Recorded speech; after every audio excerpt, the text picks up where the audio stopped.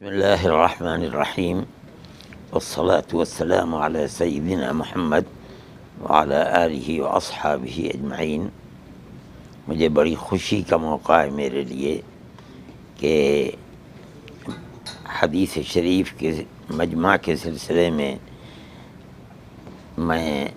مجھے یہاں آنے کا موقع ملا، اور بہت قیمتی بحثیں اور بہترین مواقع میں سے ایک موقع یہ بھی ہے کہ جناب رسول اللہ صلی اللہ علیہ وسلم کی پوری زندگی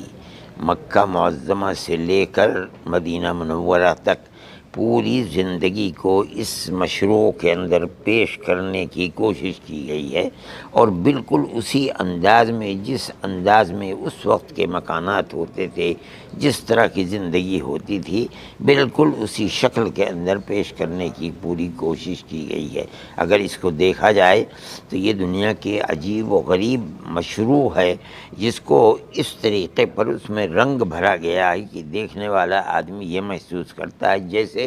اس ماحول کو اور اس زندگی کو اپنی آنکھوں سے دیکھ رہا ہے، اور وہ اپنے دل کے اوپر، اپنی آنکھوں کے اوپر اس کو قابو نہیں رہتا ہے۔ میں اس سلسلے کے اندر جو بھی کوشش کی گئی ہے، خادم الحرمین شریفین ملک سلمان اور ان کے نائب کا شکریہ ادا کرتا ہوں کہ انہوں نے